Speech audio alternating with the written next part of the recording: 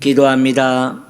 자비하신 주님, 오늘도 그 피로 우리를 사셨으니 그 피의 은혜에 나아갑니다.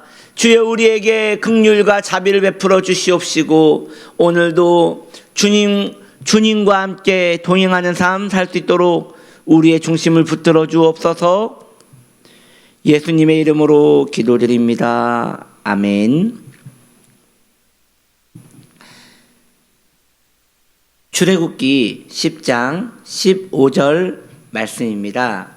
메뚜기가 온 땅을 덮어 땅이 어둡게 되었으며 메뚜기가 우박에 상하지 아니한 밭의 채소와 나무의 열매를 다 먹었으므로 애굽 온 땅에서 나무나 밭의 채소나 푸른 것은 남지 아니하였더라. 아멘.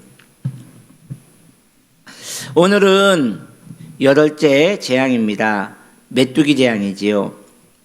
메뚜기는 빈곤을 상징합니다. 처절한 가난이며 배고픔입니다. 그 이유는 이제 애굽에는 가축도 모두 죽었지요.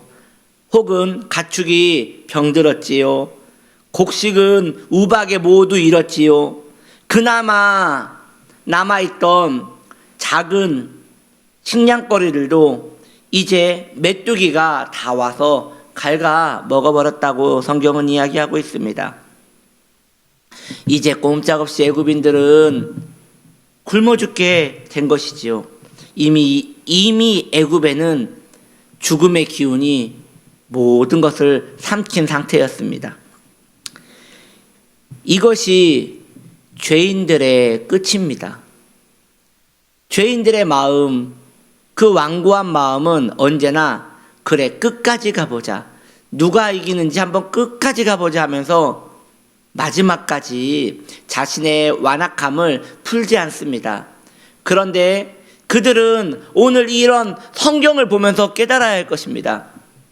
결국 끝까지 가면 마지막에 드러나는 것은 자기의 파괴와 결국 모든 것을 잃어버리고 마지막까지 정말 비참하게 된다는 것을 알아야 하는 것입니다.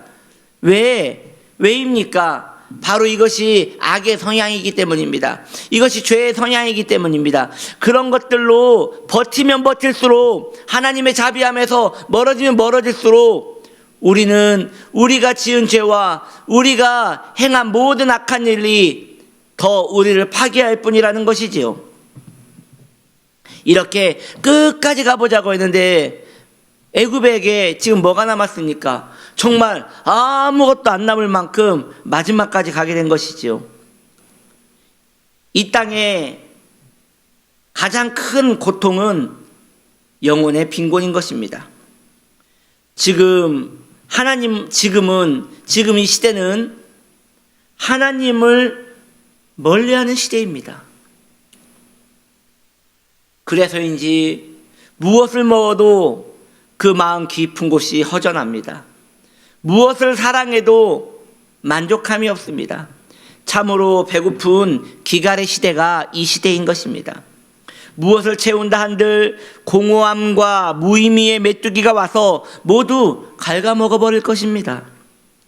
우리 주님은 말씀하십니다. 너희의 보화를 썩어질 이 땅에 놓지 말고 영원히 사라지지 않을 하늘에 저축하라 말씀하십니다.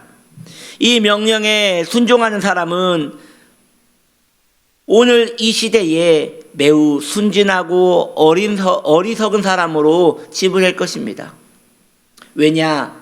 이 시대는 보이는 것이 전부인 시대입니다. 누리는 것이 전부인 시대입니다. 그렇기 때문에 보이지 않는 세계에 저 하늘에 보물을 쌓으라는, 너의 보물을 쌓으라는 우리 주 예수님의 그 명령에 어떤 이도 달갑게 받아들이지 않는 이 약한 세대가 바로 이 시대인 것입니다. 그래서 그 명령대로 살고자 하는 자는 오늘 이 시대에서는 더 미련해 보이고 순진해 보이고 어리석어 보이는 것이 이 세상이 오늘날 믿음의 성도를 바라보는 것입니다. 그런데 놀랍게도 이러한 시선은 지금만 있었던 것이 아닙니다.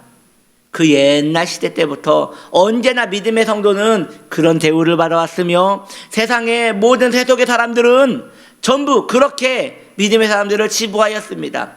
너는 속고 있다고 말했고, 너는 광신자라고 말했고, 너는 정말 어리석게 사람의 말에 미혹되어서, 신앙이라는 것에 미혹되어서, 신앙이라는 아편에 지금 중독되어서 그렇게 너는 사는 것이라고 말하고 있습니다. 그렇다면 그들은 무엇이 남았습니까? 그들은 악착같이 모았습니다. 악착같이 자기를 위하여, 자기를 사랑하기 위하여 악착같이 쥐었습니다. 그런데 그들에게는 무엇이 남았습니까? 결국 그들의 삶을 돌아보면 보이는 세계를 위하여 악착같이 마음을 쓰고 살았던 그들의 삶을 보면 모두 메뚜기가 다 갉아먹고 아무것도 없는 것입니다. 이것이 세상입니다. 사람들은 여전히 하늘에 쌓아놓기보다는 자기를 사랑하여 먹고 누리고 소비하는 데에 자신의 재물과 시간과 에너지를 사용합니다. 성경은 말씀하십니다. 그런 자들에게 성경은 말씀하십니다. 너는 흙이니 흙으로 돌아갈지니라. 육신의 소욕을 사랑한 자는 결국 아무것도 남지 않고 모두 흙으로 사라지게 될 것입니다. 지금 귀를 세상에 대하여 기울여 보십시오. 가만히 세상에 대하여 귀를 기울여 보십시오. 기갈의 메뚜기 소리가 들리지 않습니까? 그 메뚜기의 날갯짓 소리가 무섭게 들리지 않습니까? 많은 사람들이 지금 중독으로 헤매고 있습니다. 중독에 빠진 사람들의 특징은 그 중독 안에서 자신을 위로하는 데에 열의를 올립니다. 사실 밤새워 중독에서 헤맨다 한들 그들의 현실에서 단 1원도 유익이 없습니다. 우리는 이러한 중독자들의 모습을 보며 어떤 생각이 듭니까? 참으로 안타깝지 않습니까? 왜 저렇게 허망한 일에 자신의 시간과 에너지를 쏟는 것인가? 라고 우리는 매우 안타깝지 않습니까? 그들에게 찾아오는 것은 결국 헛된 것밖에 없다는 것을 우리는 알기 때문이지요. 그렇다면 중독자들만 문제입니까? 하나님을 의지하지 않는 우리는 그들과 무엇이 다른 것입니까? 중독자들은 돈을 벌지 못하고 우리는 그나마 돈을 벌기에 나은 것입니까? 우리도 하나님으로 우리의 양분을 채울 수 없다면 늘 배고프게 살 수밖에 없습니다. 이 세상에 시간이라는 그 메뚜기에 모든 것이 갉아먹혀져 다 사라질 것입니다. 메뚜기의 저주는 결국 우리에게도 여전히 이루어지고 있는 것입니다. 사라지지 않는 이 세계에 우리의 귀한 것들을 저장합시다. 사라지지 않는 저 하늘 창고에 우리의 귀한 것들을 저장하셔야 합니다. 그것만 결국 남는다고 우리 주님께서 말씀하셨기 때문입니다. 이 세상은 온 천지 메뚜기로 가득합니다. 어떤 것도 영원하지 않습니다. 모두 갉아먹습니다. 사실 지금도 우리를 투과해 나가고 있는 시간이라는 것도 메뚜기가 아니겠습니까? 시간이 지남에 따라 모든 것이 낡아집니다. 여러분이 지금 보고 있는 모든 것들 100년 후에 그대로 있겠습니까? 계속 낡아갈 것입니다.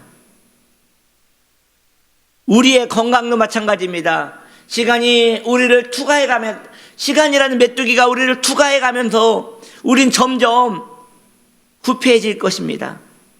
시간이라는 메뚜기가 지금도 계속 우리의 환경을, 우리의 삶을, 우리의 인생을 갉아먹고 있지 않습니까? 그러므로 하늘에 소망을 두십시오. 거기에 여러분의 마음을 두십시오. 그곳은 모든 것을 초월한 곳이기에 메뚜기가 살지 못합니다. 식충이 살지 못합니다. 지혜로운 자의 마음은 바로 거기에 있는 것입니다. 사랑하는 성도님들이요, 이 공허한 세상에 우리는 무엇을 하며 살고 있습니까? 나름대로 성실하게 살고 있고 열심을 다해 살고 있습니다. 예, 그건 좋은 것입니다. 그런데 지각해야 합니다. 다 사라지는 것입니다. 이 메뚜기가 어떤 것도 남겨놓지 않을 것입니다. 그러므로 사라지지 않을 영원한 세계에 여러분의 보물을 간직하시길 바랍니다. 거기에는 어떤 것도 해하지 못한다고 우리 주님께서 말씀하시고 보증하셨으니 거기에 마음을 주시기 바랍니다. 사라지지 않는 보물, 우리 주 예수님을 마음에 품고 그분과 함께 동행하는 복된 하나님의 사람들 되시기를 예수님의 이름으로 축복합니다. 기도합니다. 하나님, 세상의 소망은 모두 사라집니다.